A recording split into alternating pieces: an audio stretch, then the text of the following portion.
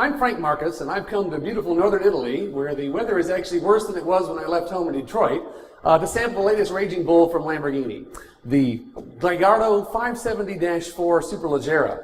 That name tells you most of what you need to know. The familiar gasoline direct-injected V10's engine computer has been tweaked to give us 10 more horsepower for 570 metric horses or 562 SAE. The dash 4 indicates that it's four-wheel drive, which is going to come in real handy today.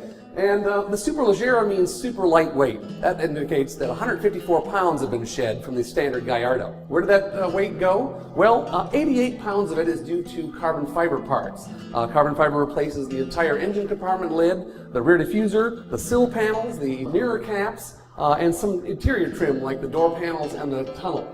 Another 29 pounds comes from forged aluminum wheels attached by titanium bolts. And that's unsprung weight, which is great for handling and performance as well. The rest of it comes from things like replacing all the glass behind the B-pillar with polycarbonate and ditching things like the cup holders and a few things like that. Air conditioning and power windows, however, are still standard. This carbon fiber wing and engine cover with the polycarbonate window is incredibly light. We open it up to reveal a V10 engine that has not changed at all physically, but the controller has been reprogrammed to just squeeze out another 10 horsepower. Standard brakes on the 570-4 Superleggera are steel, vented and drilled, 14.4 inches in front, grabbed by 8 piston calipers, or 14 inch in the rear, grabbed by 4 piston. This car has the optional carbon ceramic brakes on it. Those are 15 inches in the front, 14 in the back, and they only get 6 piston calipers in the front. Inside the Superleggera, there are a number of lightweight touches as well. I'm sitting in the ultralight sport seat, which has a carbon fiber shell and no airbag. Apparently, we will be able to get that seat or the standard seat with the airbags as a no-cost option in the U.S. The center console and both door panels are covered in gorgeously finished carbon fiber, and everything is swathed in Alcantara, which is lighter than leather. Again, another lightweight touch.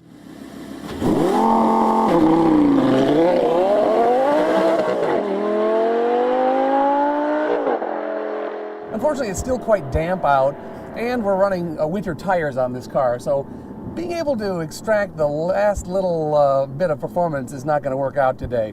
But the driving we've had in and around Sant'Agata has been very revealing of the chassis anyway. It's definitely a little harder edge, definitely a little crisper acceleration, I think. And, you know, I was just here a month and a half or 2 months ago to drive the 458 Italia, which is, of course, this car's main competition. The two cars look quite similar on paper. They both have 562 horsepower and 398 pound-feet of torque. The Ferrari also has a little more electronics in their chassis. Suspension is adjustable. This one is fixed. This one has stiffer anti-roll bars than the normal Lamborghini Gallardos do. So on handling grounds, I wouldn't want to bet against the Ferrari being a slightly quicker around a road course based on what they can do with some of their electronics. I think probably the average driver who isn't an expert, certainly on days like today, will really appreciate the all-wheel drive, especially if you put all-season or winter tires on in this time of year.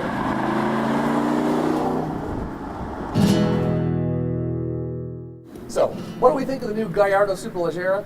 Well, it's awesome. I mean, obviously you take one of the world's most expressive supercars and you improve its weight ratio by about a half pound per horsepower, sharpen up the handling with some new anti-roll bars, and of course we're going to like it. Of course, the more important question is, how is it going to stack up against its arch rival from 20 miles away, the Ferrari 458 Italia?